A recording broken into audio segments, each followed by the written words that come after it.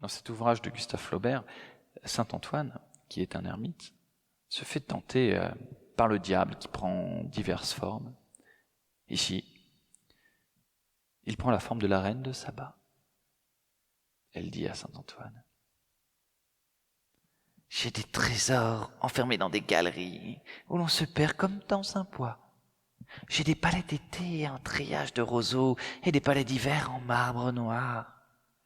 Au milieu de lacs grands comme des mers, j'ai des îles rondes comme des pièces d'argent, toutes couvertes de nacre et dont les rivages font de la musique au battement des flots tièdes qui se roulent sur le sable. Les esclaves de mes cuisines prennent des oiseaux dans mes volières et pêchent le poisson dans mes viviers. J'ai des graveurs continuellement assis pour creuser mon portrait sur des pierres dures, des frondeurs haletants qui coulent mes statues, des parfumeurs qui mêlent le sucre des plantes à des vinaigres et battent des pâtes. J'ai des couturières qui me coupent des étoffes, des orfèvres qui me travaillent des bijoux, des coiffeuses qui sont à me chercher des coiffures, et des peintres attentifs versant sur mes lambris des résines bouillantes qu'ils refroidissent avec des éventails. J'ai des suivantes de quoi faire un harem, des eunuques de quoi faire une armée. J'ai des armées, j'ai des peuples. J'ai dans mon vestibule une garde de nains portant sur le dos des trompes d'ivoire. » Antoine soupire. « J'ai des attelages de gazelles, des quadriges d'éléphants, des couples de chameaux par centaines, et des cavales à crinière si longues que leurs pieds y entrent quand elles galopent, et des troupeaux à cornes si larges que l'on abat les bois devant eux quand ils pâturent. J'ai des girafes qui se promènent dans mes jardins et qui avancent leur tête sur le bord de mon toit quand je prends l'air après dîner. Assise dans une coquille et traînée par les dauphins, je me promène dans les grottes, écoutant tomber l'eau des stalactites. Je vais au pays des diamants, où les magiciens, mes amis, me laissent choisir les plus beaux, puis je remonte sur la terre et je rentre chez moi. » Elle tord ses bras langoureusement.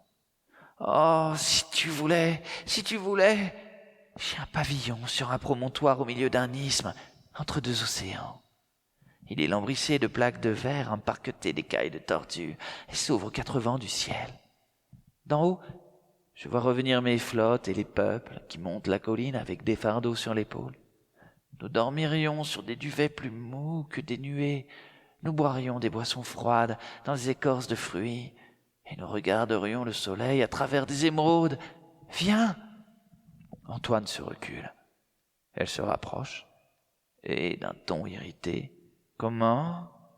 Ni riche, ni coquette, ni amoureuse ? Ce n'est pas du tout cela qu'il te faut, hein ? Mais lascive, grasse, avec une voix rauque, la chevelure couleur de feu et des chairs rebondissantes.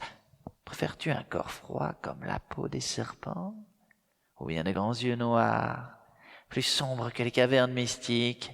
Regarde-les, mes yeux. » Antoine, malgré lui, les regarde.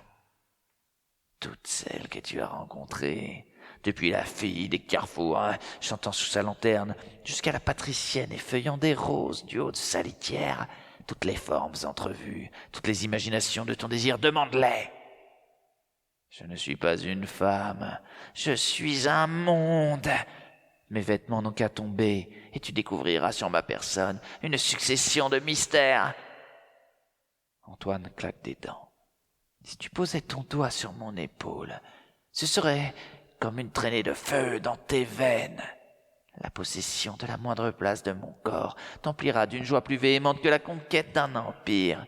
Avance tes lèvres. Mes baisers ont le goût d'un fruit qui se fondrait dans ton cœur. Ah, comme tu vas te perdre sous mes cheveux, humer ma poitrine, t'ébahir de mes membres, et brûler par mes prunelles entre mes bras, dans un tourbillon. » Antoine fait un signe de croix. « Tu me dédaignes ?